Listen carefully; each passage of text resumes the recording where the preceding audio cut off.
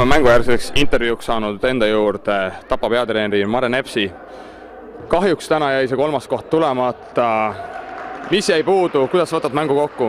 Nii, kaitsetegevus oli väga nõrk ja selle taha see jäigi. Tihtilugu tundus ka, et teetüdrukud on natukene võib-olla lühemad kui nüüd Tallinna piigad, et kas rünnakul või siis kaitses oligi nagu sellest ka puudu või? Ja visked olid ka väga halvad täna. Ei läinud. Nii, aga kuidas edasi? Mis on Tapa naiskonna plaanid? No reetel tähendab teisipäeval kohtume jälle uuesti meistrivõistluste sarjas.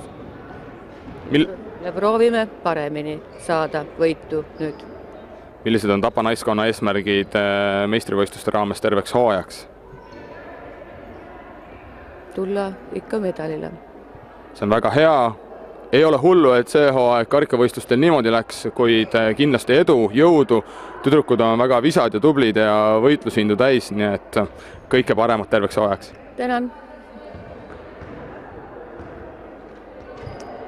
Ja kohe läheb siit intervjuu edasi ka HC Tallinna peatreeneriga. Palju õnne! Aitäh! Kuidas, kas tüdrukutele tuli, kas mees või naiskonnale peatreeneril tuli võit raskelt? No ikka tuli raskelt.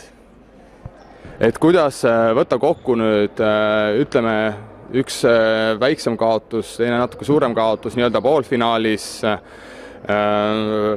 Padise võistkonnale, et mida muutsite mängus nüüd siia pronksi kohtumisele tulles?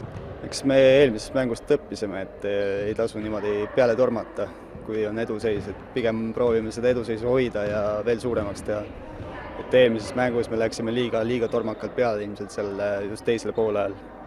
Et eks vigadest õpime ja iga mängu võtame nagu uut mängu. Mis täna sai otsustavaks? Ma arvan, et täna saigi otsustavaks see, et me suutsime niisugust külma närvi säilitada ja ei tormanud niimoodi peale. Et mängisime oma mängujoonist ja ma arvan, et tüdrukud tegid väga ilusa mängu. Seda kindlasti. Millised on Padise võistkonna mõtted või soovid edasiseks hooajaks? Padise võistkonna? Vabandust, Tallinnal. Tallinnal, eks me proovime iga mäng endast parima anda ja teist või 3. aastat nüüd alles koos mängime ja eks see vajab natuke harjumist ja enamus tüdrukud on kunagi käsipalli mänginud, aga need pikad aastad on vahel olnud. Eks iga mängu läheme järjest paremaks ja järjest kiiremaks. Meistrivõistluste eesmärk? Ei hakkaks niimoodi eesmärki püstitama, et oleks hea, kui sinna 3 sekka tulema, aga ma usun, et eesmärk on pigem see, et teha ilus hooaeg ja ise rahule jääda. See on väga hea, igatahes palju õnne veel kord ning mis ikka, kõikide eesmärkide täitumist, palju nüüd tüdrukutele head tähistamispidu. Aitäh! Ja kohtumiseni peagi Postimehe ja Mindmedia vahendusel siit Mesikepa hallist juba Eesti naiste karikavõistluste finaalkohtumiselt, kus omavahel lähevad vastamisi Padise ja Revalsport Mella.